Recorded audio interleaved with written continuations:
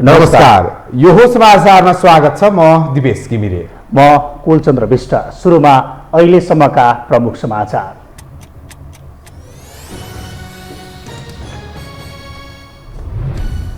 कांग्रेस भित्रको शेखर कोइराला समूहले बढायो आफ्नो सक्रियता। सभापतिले विधान अनुसार पार्टीलाई अघि बढाउन नसकेको आरोप। गुटको मात्र नभई देशको नेतृत्व गर्न दबाव। पार्टीको आन्तरिक किचलोले जसपा वारपारको अवस्थामा। अध्यक्ष द्वयबीच आफ्नै बाटो लाग्ने भद्र समझदारी। ठोस निर्णय लिन केन्द्रीय समितिको बैठक बोलाइयो। राजनीतिक स्वार्थ अनुसार संसदको उपयोग गर्ने प्रवृत्ति दलहरूमा मौलायो। 64औं संसद दिवसमा पनि नेताहरूबीच जुवारी। सरकारको कामलाई लिएर प्रतिपक्षले उठायो प्रश्न।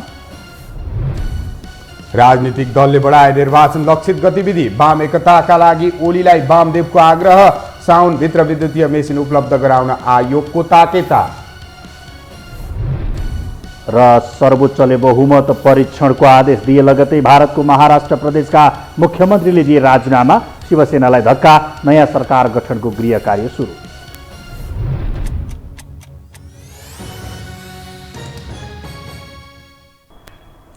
अब समाचार विस्तारमा। नेपाली कांग्रेसभित्रको शेखर कोइराला समूहले आफ्नो सक्रियता पुनः बढाएको छ। आज काठमाडौँको 32 पुतलीमा भेला भएको कोइराला समूहले भातृ संस्थाहरूको मनोनयन, चुनावको समीक्षा र देशको बिग्रँदो अवस्था लगायतका विषयमा छलफल गरेको छ।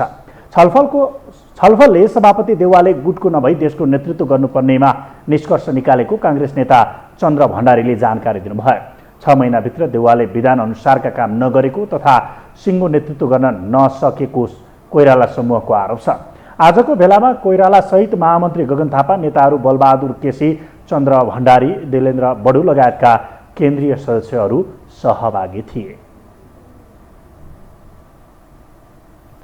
विगत लामो समयदेखि पार्टीको आन्तरिक किचलोमा अल्झिएको जनता समाजवादी पार्टी जसपा वारपारको अवस्थामा पुगेको छ। अध्यक्षद्वय उपेन्द्र यादव र बाबुराम भट्टराई बीच सहमतिमै आफ्नो यात्रा तय गर्ने भद्र समझदारी भएसँगै जसपामा विभाजन निश्चित बनेको छ। एक रिपोर्ट।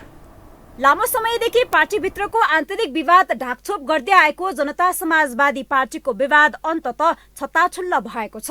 अधिकार बाँडफाँडका सवालमा अध्यक्षद्वय उपेन्द्र यादव र बाबुराम भट्टराई बीचको टकराव र बढ्दो तिक्तताका कारण पार्टी फुटको नजिक पुगेको हो।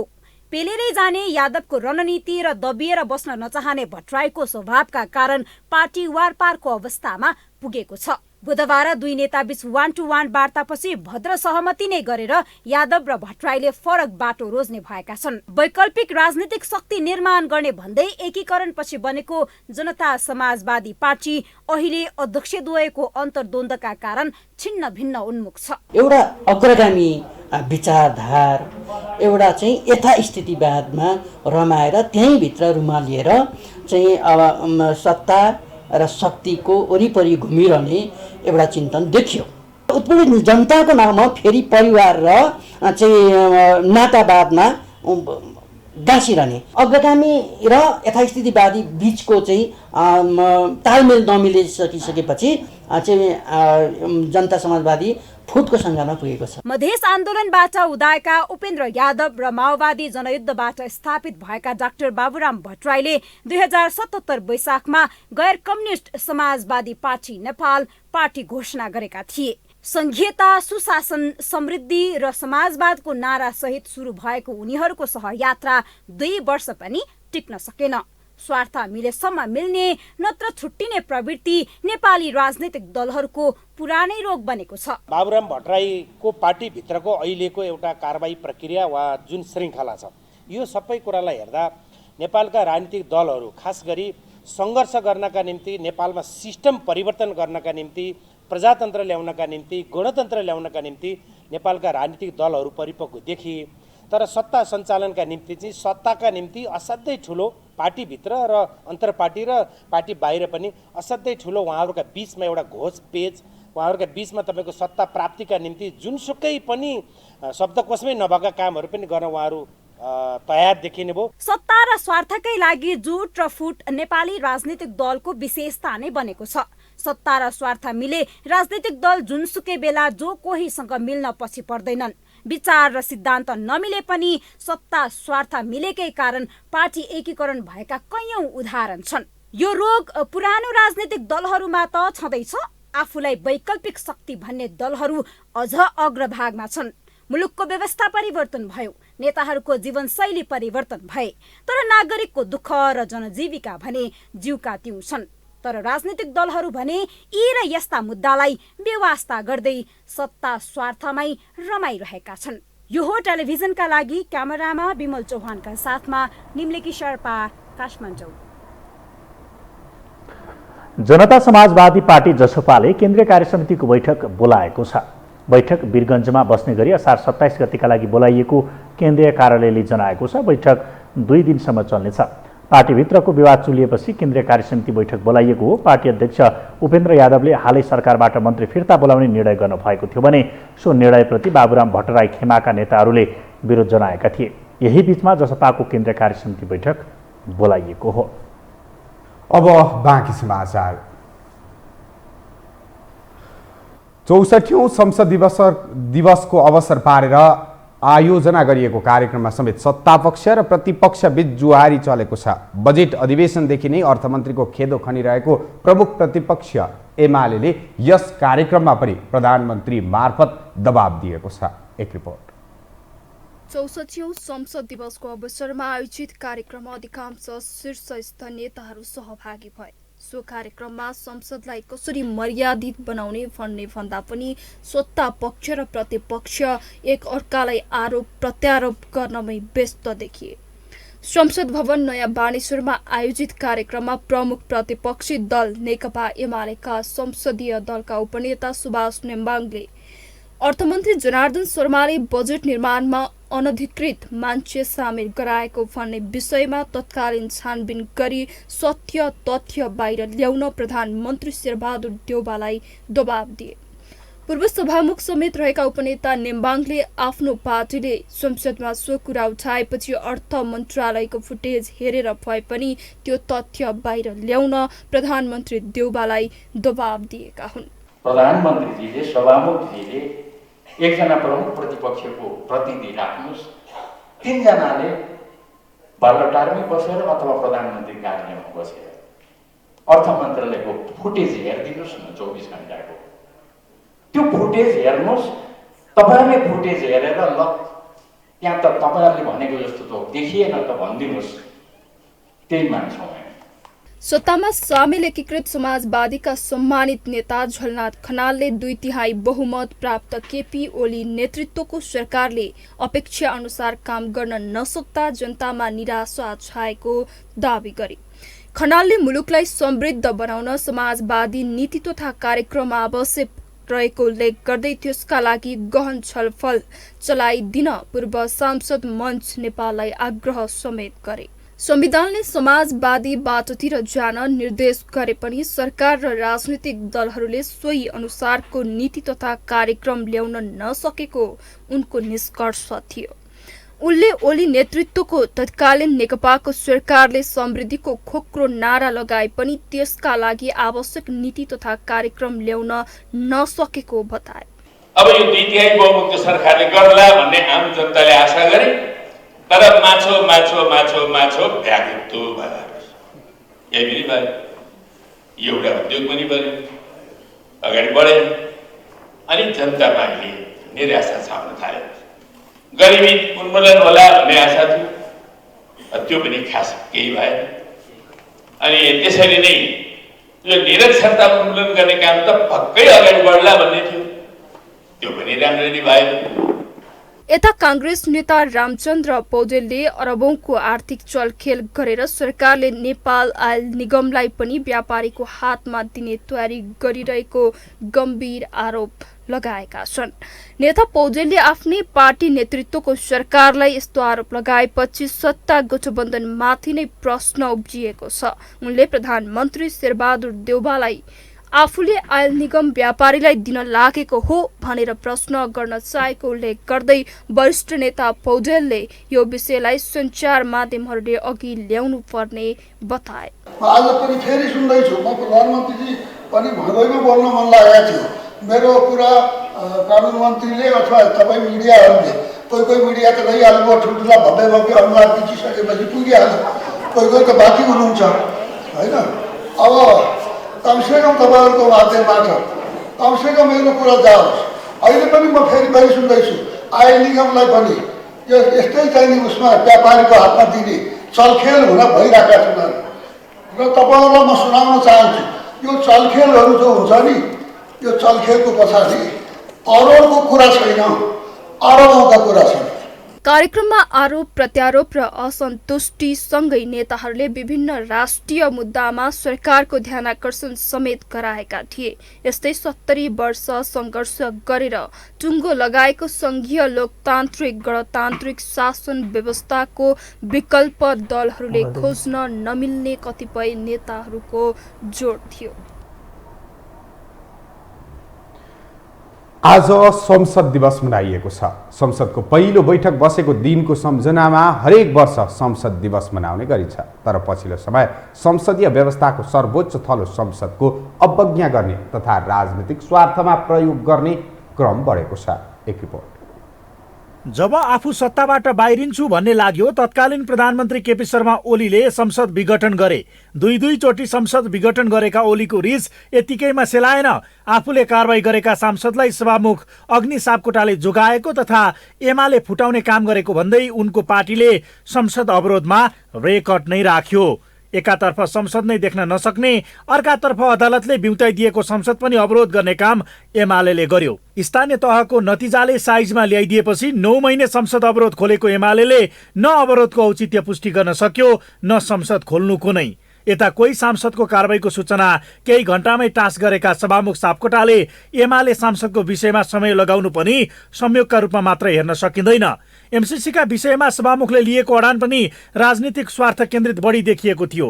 पार्टी फुट्न सहजताकै लागि संसद भङ्ग गरेर अध्यादेश ल्याउने शेरबहादुर देउवाको कार्य पनि संसदीय मर्यादा विपरीतकै गतिविधि थियो भने अमेरिकी सैन्य सहयोग स्टेट पार्टनरसिप प्रोग्राम एसपीपीका विषयमा संसद छल्न देउवाले गरेका हरकतले पनि संसदीय मर्यादाकै धज्जी उडाएको थियो। प्रधानमन्त्रीको आसन्न अमेरिका भ्रमण, नेपालको परराष्ट्र नीति र सांसदहरूले उठाएका प्रश्नको जवाफ देउवाले दिनुपर्ने थियो। त्यो भन्दा नि संवेदनशील विषय अमेरिकाबाट प्रस्तावित एसपीपीका विषयमा प्रधानमन्त्रीको आधिकारिक धारणा माग गर्न समितिले छलफलमा बोलाएको थियो। तर संसदीय समितिमाथि देउवाले अनिच्छा देखाएपछि छलफलमा सहभागी सांसदहरूबीच चर्काचर्की नै पर्यो। एमाले सांसद भीम रावलले त प्रधानमन्त्रीको अनुपस्थितिलाई लिएर खेद प्रस्ताव पारित गर्न माग नै गरेका थिए। उहाँले कि त मन्त्री पठाएर मलाई यस्तो भयो, सङ्कटकाल या के अप्ठ्यारो पर्यो, त्यो भन्नु पर्थ्यो। यहाँ समितिमा 2 घण्टा अगाडि म आउँदिनँ भनेर कुनै नै व्यक्तिबाट खबर पठाए पनि त्यो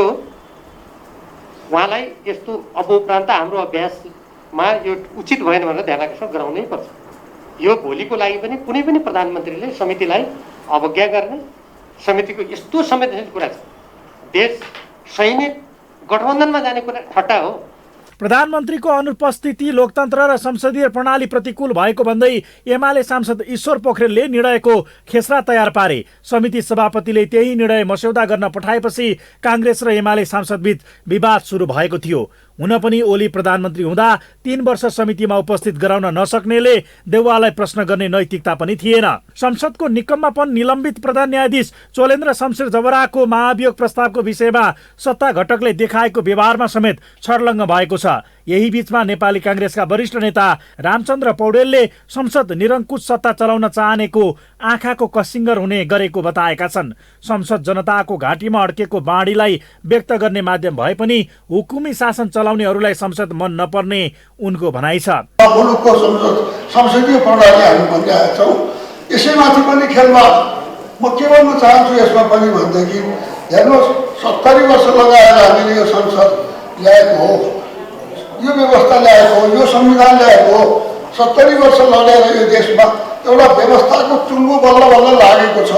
संसदप्रति सांसदहरूको व्यवस्था उनीहरूको उपस्थितिले समेत प्रतिबिम्बित गर्ने गरेको छ। देशकै भविष्यका लागि महत्त्वपूर्ण स्वास्थ्य, शिक्षा, रोजगारी, गरिबी निवारण, वातावरण, प्रशासन, वैदेशिक सम्बन्ध जस्ता विषयमा अध्ययन गर्ने प्रतिष्ठान सम्बन्धी विधेयक नै गणपूरक सङ्ख्या नपुगेकै कारण पास भएन।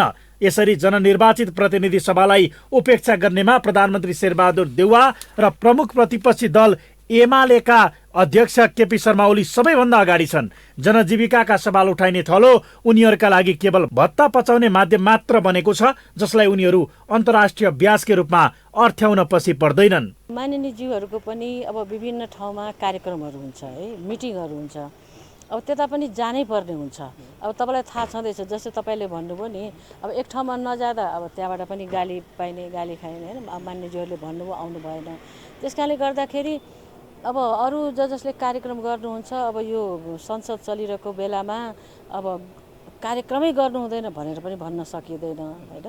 र यो यहाँ मात्र होइन, यो संसारभरिकै संसदहरू यसरी नै चल्ने गर्छ। प्रदेश सभाहरूको अवस्था पनि उस्तै छ। प्रदेश नम्बर 1 को प्रदेश सभामा प्रदेश सरकारले पेश गरेको विनियोजन विधेयक 2079-80 माथिको छलफलका क्रममा मुख्यमन्त्री राजेन्द्र कुमार राई तथा आर्थिक मामिला तथा योजना मन्त्री इन्द्रबहादुर आङ्बो नै अनुपस्थित थिए। सांसद सर्वदोष सावाले यस विरुद्ध गरेको व्यङ्ग्य सामाजिक सञ्जालमा भाइरल नै बनेको छ।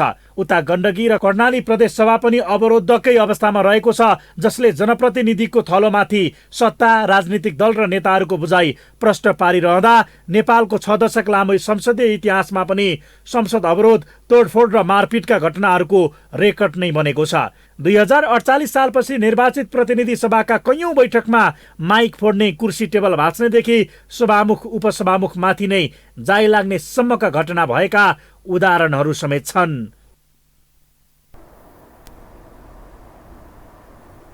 प्रधानमन्त्री शेरबहादुर देउवाले प्रतिनिधि सभा र प्रदेश सभाको निर्वाचन समयमै सम्पन्न गर्न सरकार प्रतिबद्ध रहेको बताउनु भएको छ।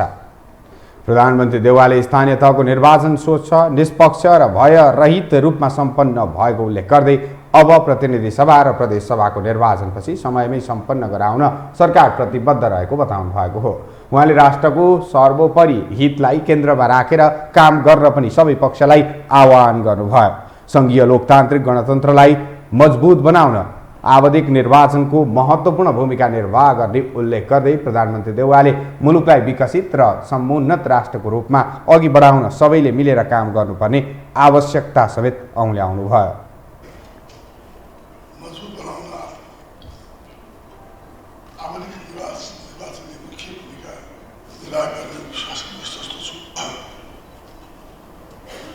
अन्तमा 64 संसद दिवसको उपलक्ष्यमा सम्पूर्ण जनप्रतिनिधिलाई राष्ट्रको सर्वोपरि हित, सार्वभौम जनताको सुख समृद्धि एवं सङ्घीय लोकतान्त्रिक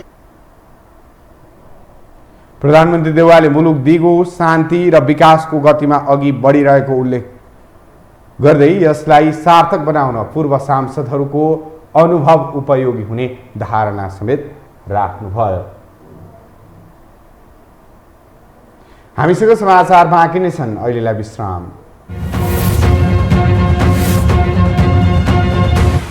विश्रामपछि यो समाचारमा स्वागत छ। अब बाँकी समाचार।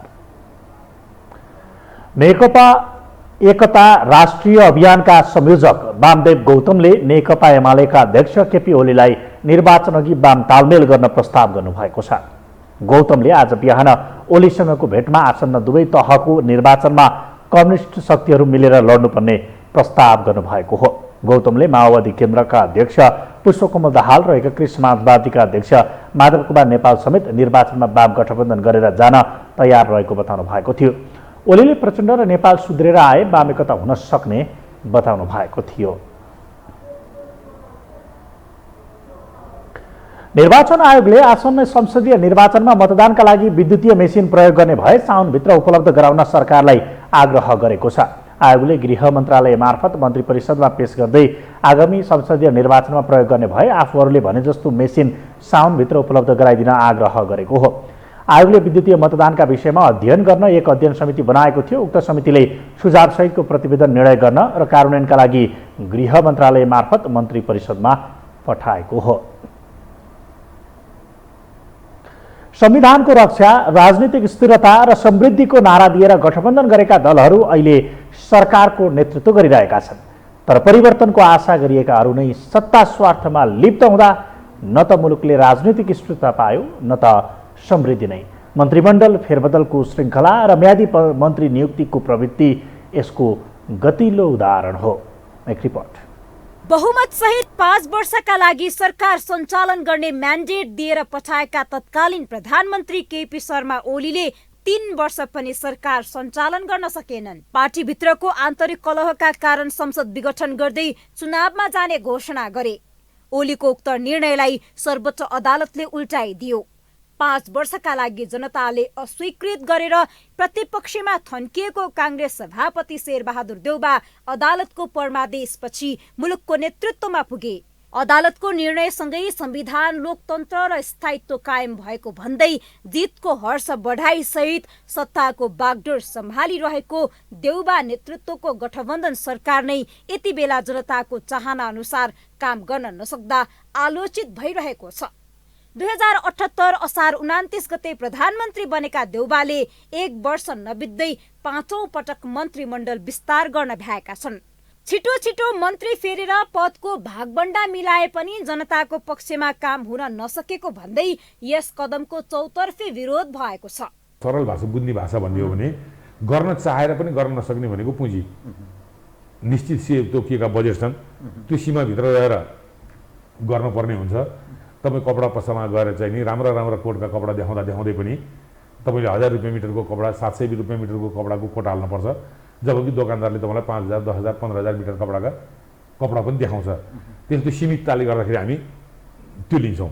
भने जस्तै हामीसँग निश्चित वार्षिक बजेट छ, त्यसको बजेटको निश्चित स्वास्थ्यलाई छ, त्यो स्वास्थ्यको बजेटका स्वास्थ्यका अनेकौँ क्षेत्र छन्। भर्खरै एकीकृत समाजवादीको सिफारिसमा मन्त्री हेरफेर गरेका देउबाले गठबन्धनका अन्य दलको चित्त बुझाउन र सरकार टिकाउनका लागि भए पनि मन्त्री हेरफेरमा खुल्ला रहँदै आएका छन्।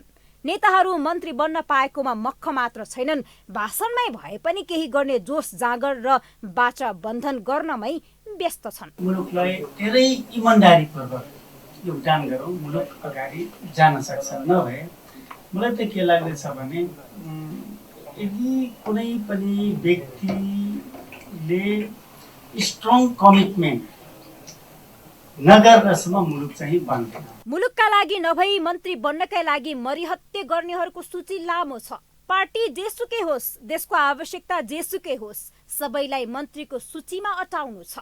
फलत नीति नियम बनाउने र कार्यान्वयन गराउने मन्त्रीहरू म्यादीका रूपमा नियुक्ति हुने गरेका छन्। फलत मुलुकको हरेक क्षेत्र लथालिङ्ग बन्न पुगेको छ। जब नेतृत्व गर्नै म्यादी हुन्छ भने त्यसबाट जनताले, नागरिकले के अपेक्षा गर्ने, त्यो निराशा दिने बाहेक त अरू केही पनि हुँदैन। मुलुक राजनीतिक रूपमा भद्रगोल, आर्थिक रूपमा तहस नहस हुन लागेको अवस्था छ। सुशासनको दृष्टिकोणले अत्यन्त कमजोर स्थितिमा छ। यस्तोमा कमसेकम देश हाँक्नेले सोच्नु पर्नेमा आफूले मन्त्रीलाई नै 6 महिने म्यादी बनाउनु पुगेपछि त जनता निराश नभएर के हुने। सत्ता केवल नेताहरूको सौदाबाजी र राजनीतिक दाउपेचको माध्यम बनेको छ। दलहरूले व्यक्ति र पार्टीको इच्छा पूरा गर्ने चक्करमा नागरिकप्रति गरेको आफ्नै बाचाको बेवास्ता गरिरहेका छन्। सरकार जनताप्रति उत्तरदायी हुने भन्दा आफ्नो दुनो सोझ्याउनै व्यस्त छ। म्यादी मन्त्रीका कारण सरकारको काम कारबाही समेत प्रभावित हुने गरेको प्रश्न छ। यसकै कारण गठबन्धन सरकारको आलोचना तीव्र भइरहेको छ। तर सरकार यी तमाम समस्यामा मौन देखिन्छ। यो हो टेलिभिजनका लागि क्यामेरामा सिरज श्रेष्ठका साथमा निम्लेकी शर्पा, काठमाडौँ। अब बाँकी समाचार। स्वास्थ्य तथा जनसङ्ख्या मन्त्री भवानी प्रसाद खापुङले चिकित्सकहरू दुर्गम क्षेत्रमा जान नमान्दा सबै क्षेत्रमा स्वास्थ्य सेवा पुग्न नसकेको बताउनु भएको छ। मन्त्री खापुङले अहिले देशका विभिन्न जिल्लाहरूबाट दरबन्दी खाली रहेको भन्दै डाक्टर तथा नर्स पठाइदिन आग्रह गरे पनि स्वास्थ्य कर्मीहरू जान नमान्दा देशका सबै क्षेत्रमा स्वास्थ्यको सुनिश्चितता हुन नसकेको बताउनु भयो। मन्त्री खापुङले गाउँ क्षेत्रमा अहिले पनि डाक्टर र नर्स तथा स्वास्थ्य प्राविधिकहरू जान नमान्दा स्वास्थ्य क्षेत्रमा समस्या आइरहेको बताउनु भयो। 2 दिन मात्रै हुँदैछ। यो 2 दिनको अवधिमा धेरै मान्छे विभिन्न जिल्लाबाट डाक्टर पठाइदिनु पर्यो भनेर आउनु भएको छ। मेरो समस्या यहाँलाई राखेँ है। नर्स पठाइदिनु पर्यो, दरबन्दी यति छ भनेर आउनुहुन्छ। कोही जान तयार हुनुहुन्न। अनि हामीले धेरै अभ्यास पनि गरेका छौँ। हामी गाउँ क्षेत्रमा डाक्टर पठाउनै सक्दैनौँ, नर्स पठाउन सक्दैनौँ। अहिले यो सङ्घीयताको फेरि कार्यान्वयनमा पनि छौँ हामी। मन्त्री खापुङले स्वास्थ्य कर्मीहरूको जुनसुकै क्षेत्रमा जान हिचकिचाहट नगर्ने प्रवृत्तिको विकासले संविधानमा उल्लेख भएको स्वास्थ्य कर्मी हकलाई कार्यान्वयन गर्ने कुरामा थप बल पुग्ने विश्वास व्यक्त गर्नुभयो।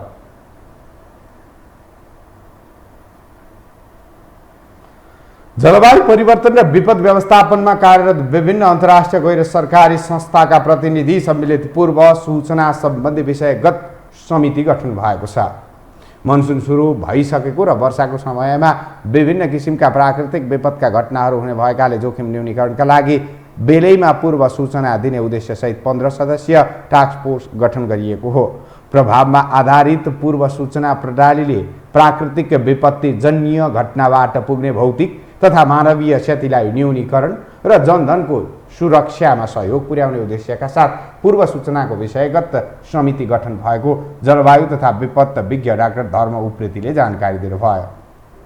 20 लाख मान्छे प्रभावित हुने भनेर चाहिँ हाम्रो पूर्वानुमान छ भनेपछि त्यो 20 लाख मान्छेलाई हुने प्रभावलाई कसरी कम गर्ने, क्षति कसरी कम गर्ने, अर्थात् चाहिँ हानि नोक्सानी चाहिँ कसरी कम गर्ने भन्ने नै यसको चाहिँ प्रमुख उद्देश्य हो। नेपाल सरकारले आर्थिक वर्ष 2079-80 को लागि विपद व्यवस्थापन अन्तर्गत प्रभावमा आधारित पूर्व सूचना प्रणालीका लागि 1 अर्ब 61 करोड रुपियाँ बजेट विनियोजन गरेको छ।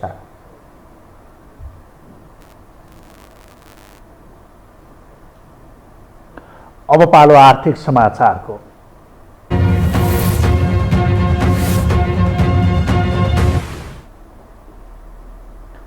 बजेटपछि त्यसको कार्यान्वयन गर्ने मौद्रिक नीति जारी गर्ने तर्खरमा अहिले नेपाल राष्ट्र बैंक छ।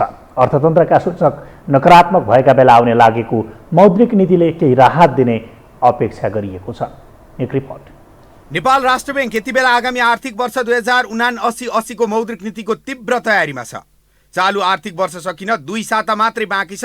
यही अवधिभित्र राष्ट्र बैंक मौद्रिक नीति ल्याउने तयारीमा जुटेको छ। राष्ट्र बैंकका अनुसन्धान विभागका कर्मचारी आर्थिक वर्षको जेठ महिनाको मुलुकको आर्थिक अवस्थाको तथ्याङ्क जोड घटाउमा व्यस्त देखिन्छन्। यो विवरण सार्वजनिक गरे लगत्तै मौद्रिक नीति ल्याउने तयारी राष्ट्र बैंकको छ। केन्द्रीय बैंकले नेपाल राष्ट्र बैंक ऐन 2058 मा भएको व्यवस्था बमोजिम हरेक वर्ष मौद्रिक नीति सार्वजनिक गर्दै आएको छ। सोही बमोजिम आर्थिक वर्ष 2079-80 का लागि राष्ट्र बैंकले सुझाव मागिरहेको छ। बजेटमा लक्षित 8% को आर्थिक वृद्धि प्राप्तिमा सहयोग हुने र मूल्य वृद्धि 7% भित्रै सीमित राख्न मौद्रिक नीति निर्माण गर्नुपर्ने राष्ट्र बैंकलाई चुनौती छ।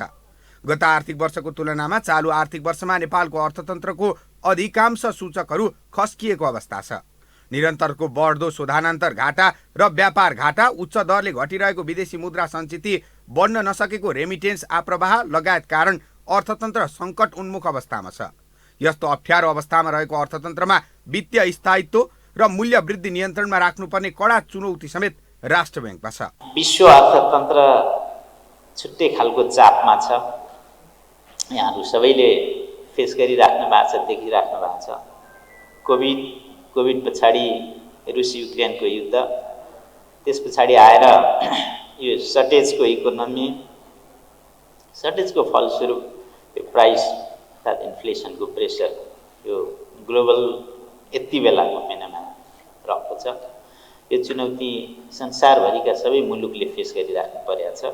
चालु आर्थिक वर्ष सुरु भएको 2-3 महिनादेखि नै बैंक तथा वित्तीय संस्थामा देखिएको तरलता अभाव अझै समाधान हुन सकेको छैन। राष्ट्र बैंकका अनुसार आगामी आर्थिक वर्षको मौद्रिक नीतिमा आएका सुझावहरूलाई प्राथमिकता दिने तरलता व्यवस्थापनलाई प्राथमिकता दिइनेछ। गभर्नर अधिकारीले पनि सोही अनुरूप सर्कुलर गरिसकेका छन्। उनले सार्वजनिक कार्यक्रममा दिने अभिव्यक्तिले पनि यसको पुष्टि गर्छ। निजी क्षेत्रले पनि केन्द्रीय बैंकलाई अर्थतन्त्रको विद्यमान समस्या, विदेशी मुद्राको सञ्चितमा परेको दबाव एवं तरलता व्यवस्थापन लगायत विभिन्न विषयमा सुधारको माग गर्दै आएका छन्। बजेटमा उल्लेखित 8% आर्थिक वृद्धि र मूल्य वृद्धि 60% सीमित गर्नुपर्ने निकै चुनौती हुने निजी क्षेत्रको भनाइ छ। एलसी कारोबारमा 100% मार्जिनको व्यवस्थाले उद्योगी व्यवसायीको कारोबार क्षमतामा तीव्र ह्रास आउने तथा वस्तु तथा सेवाको आयात लागतमा वृद्धि भई महँगी बढ्ने भएकाले 100% मार्जिनमा ब्याज लिने व्यवस्था गर्न पनि उनीहरूको सुझाव छ। यतातिर चाहिँ देशमा लिक्विडिटीको अभाव छ, देशमा पेट्रोलियम प्रोडक्टको अभाव छ, देशमा 12-12 घण्टाको लोड सेडिङ फेरि सुरु भइसकेको छ, देशमा ब्याङ्कहरूले ब्याज बढाइराखेका छन्, जुन उद्योग धन्दाहरू ब्याङ्कको लोनबाट चलाउनु परेको थियो तिनीहरू कसरी सर्भाइभ गर्छ त्यो एउटा सोच्ने अवस्था छ। अहिले 6% 7% को ब्याज अहिले 12 देखि 14% सम्म पुगिसकेको छ। त्यो सर्भाइभ गर्ने अवस्था छ कि छैन त्यतातिर पनि सरकार गम्भीर हुनुपर्ने आवश्यक छ। बजेटले सम्बोधन गर्न नसकेका कतिपय कुरा मौद्रिक नीतिले समेट्नुपर्ने कतिपयको माग छ। तर अर्थतन्त्र बचाउन केन्द्रीय बैंकले उत्पादन बढाउने र आयात विस्थापित गर्ने बजेट ल्याउन आवश्यक देखिन्छ ताकि ओह्रालो लागेका अर्थतन्त्रका सूचकमा सुधार आउन सकुन्। यो समाचारका लागि दिपेश घिमिरेको रिपोर्ट। शेयर बजार मापक नेप्से परिसूचक आज उच्च अङ्कले वृद्धि भएको छ। साताको पहिलो दिन उच्च अङ्कले बढेको नेप्से पछिल्लो 3 दिन भारी अङ्कले गिरावट भएको थियो। तर आज भने नेप्से परिसूचक उच्च अङ्कले वृद्धि भएर परिसूचक 2000 बिन्दुमाथि पुगेको छ। बिहिबार नेप्से परिसूचक 74.93 अङ्कले बढेर 2037.64 बिन्दुमा पुगेको हो। आज कारोबारमा आएका 227 कम्पनीको 72,54,000 किता सेयर 2,45,86,19,000 रुपियाँ बराबरको खरिद बिक्री भएको छ। नेप्सेसँगै बिहिबार कारोबार रकम पनि बढेको छ। हामीसँग अन्तर्राष्ट्रिय र खेल समाचार बाँकी रहेछन्। अहिलेलाई पुनः विश्राम।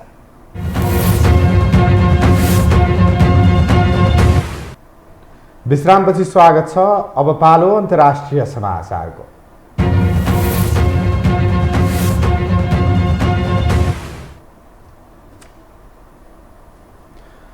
भारतको महाराष्ट्रका मुख्यमन्त्री उद्धव ठाकरेले पदबाट राजीनामा दिएका छन्। सर्वोच्च अदालतले बहुमत परीक्षणका लागि आदेश दिए लगत्तै ठाकरेले राजीनामा दिएका हुन्। राज्यपाल भगत सिंह कोसियारीलाई ठाकरेले राजीनामा बुझाएका हुन्। पद त्याग्दा आफूलाई कुनै दुःख नलागेको उनले बताएका छन्। यसअघि बुधबार राति करिब 9 बजे सर्वोच्च अदालतले बहुमत परीक्षण रोक्न अस्वीकार गरेको थियो। महाराष्ट्रका राज्यपाल कोसियारीले पनि बहुमत परीक्षण गर्न भन्दै विधानसभाको विशेष अधिवेशन आह्वान गरेका थिए। त्यसविरुद्ध शिवसेनाका नेता सुनिल प्रभुले सर्वोच्चमा रिट दायर गरेका थिए। सर्वोच्चका न्यायाधीशहरू सूर्यकान्त र जेबी पाडेवालाले रिटमा सुनवाई गर्दै विधानसभामा फ्लोर टेस्टलाई रोक्न नसकिने फैसला सुनाएका थिए। ठाकरेले करिब 2.5 वर्ष महाराष्ट्रको मुख्यमन्त्री भएर काम गरेका छन्। अब पालो खेलकुद समाचारको।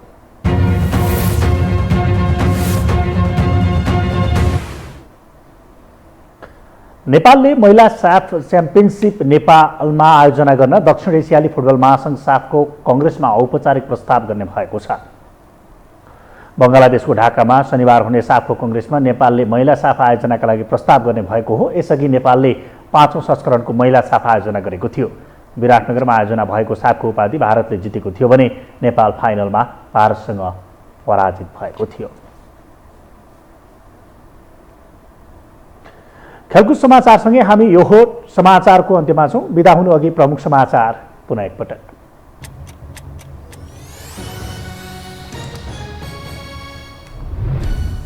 काङ्ग्रेसभित्रको शेखर कोइराला समूहले बढायो आफ्नो सक्रियता। सभापतिले विधानअनुसार पार्टीलाई अघि बढाउन नसकेको आरोप। गुटको मात्र नभई देशको नेतृत्व गर्न दबाव। पार्टीको आन्तरिक किचलोले जसपा वारपारको अवस्थामा अध्यक्ष द्वय बीच आफ्नै बाटो लाग्ने भद्र समाजदारी। ठोस निर्णय लिन केन्द्रीय समितिको बैठक बोलाइयो। राजनीतिक स्वार्थ अनुसार संसदको उपयोग गर्ने प्रवृत्ति दलहरूमा मौलायो। 64औं संसद दिवसमा पनि नेताहरूबीच जुवारी।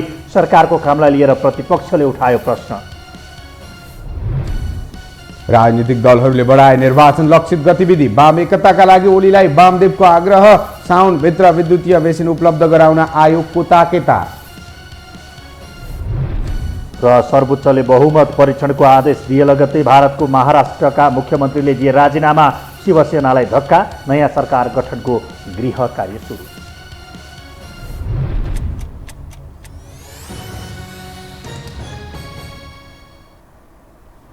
हवस् त यो समाचार सकियो। समाचार बुलेटिनका साथै योहो टेलिभिजनका सम्पूर्ण कार्यक्रम yoho.television.com, yohoखबर.com, युट्युब र फेसबुकमा पनि पढ्न र हेर्न सक्नुहुनेछ। मोबाइलमा योहो टिभी एप डाउनलोड गरी हामीलाई प्रत्यक्ष हेर्न सक्नुहुनेछ। तथ्यसहितको निष्पक्ष समाचार तथा मनोरञ्जनका लागि हेर्दै रहनुहोला योहो टेलिभिजन। नमस्कार।